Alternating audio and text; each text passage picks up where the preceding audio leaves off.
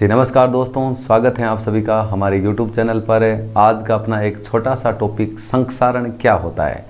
जैसे आप नॉर्मली जानते हो कि संक्षारण का मतलब जंग लगना होता है। आज हम लोग संक्षारण से संबंधित जितने भी आपके एग्जाम्पल हैं, उदाहरण हैं, उसके ऊपर भी हम लोग चर्चा करने वाले हैं। तो आज का अपना एक छोटा सा टॉपिक क्या है आपका, संक्षारण।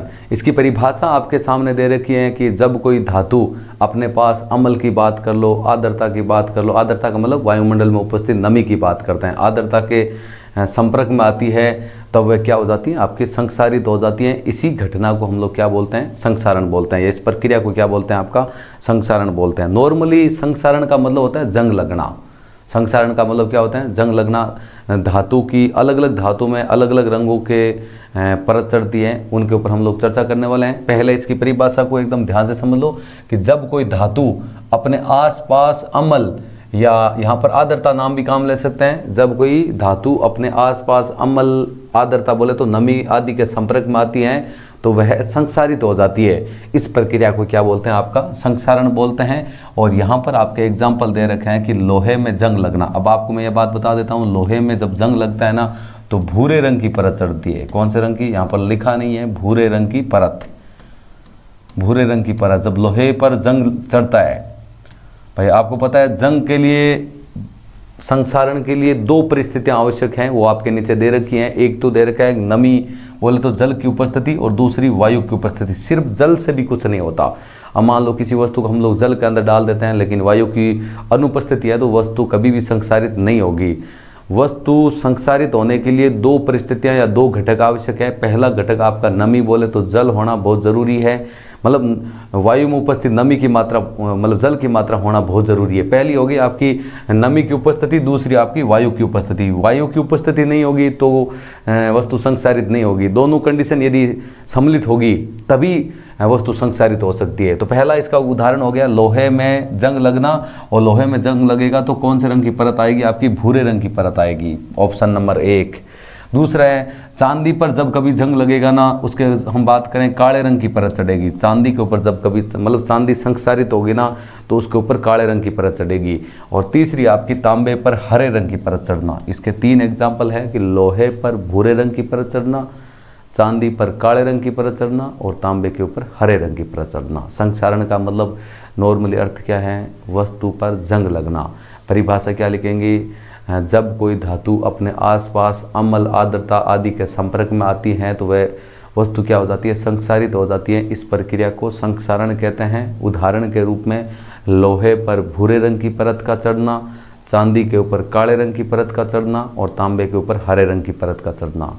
मेन बात, सबसे मेन पॉइंट ये है कि संक्षारण के लिए दो परिस्थितियां आवश्यक हैं। वो दो परिस्थितियां आपकी कौन सी हैं, पहली परिस्थिति नमी की उपस्थिति, दूसरी आपकी वायु की उपस्थिति। ये जो दोनों ये उपस्थिति होंगे ना तो जंग लगेगा, संक्षारित होगी। दोनों में से एक कंडीशन होगी तो कभी भी वस्तु आपकी संक्षारित नहीं होगी। उसके बाद में हम लोग इनके उदाहरणों को और थोड़ा बढ़िया तरीके से समझ लेते हैं। आपके सामने इनके उदाहरण दे रखे हैं, इमेज के माध्यम से मैं आपको बता देता हूँ। ये जो जंग लग रखे हैं, ये आपके सामने जो मूर्ति दे रखी हैं या जो आपके सामने बनी हुई है डिज़ाइन, इस डिज़ाइन की हम लोग चर्चा करें। ये जो जंग लगा है वो कॉपर के ऊपर जंग लगा है। पहले आपका कॉपर इस प्रकार का था और आज से मतलब काफ़ी साल, मतलब 50 साल पहले की बात कर लो, 100 साल पहले की बात करो, तांबा जो आपका है वो इस प्रकार है। इस प्रकार तांबे की जो ये मूर्ति स्थापित की गई थी। लेकिन वर्तमान में इसको हम देखें ना तो ये आपको नाव का, मतलब अब की जो कंडीशन है वो इस प्रकार की। कहने का मतलब काफ़ी लंबे समय के बाद में ये वस्तु है या ये जो प्रतिमा है, नमी और वायु के संपर्क में आने के कारण ये संक्षारित हो गई है।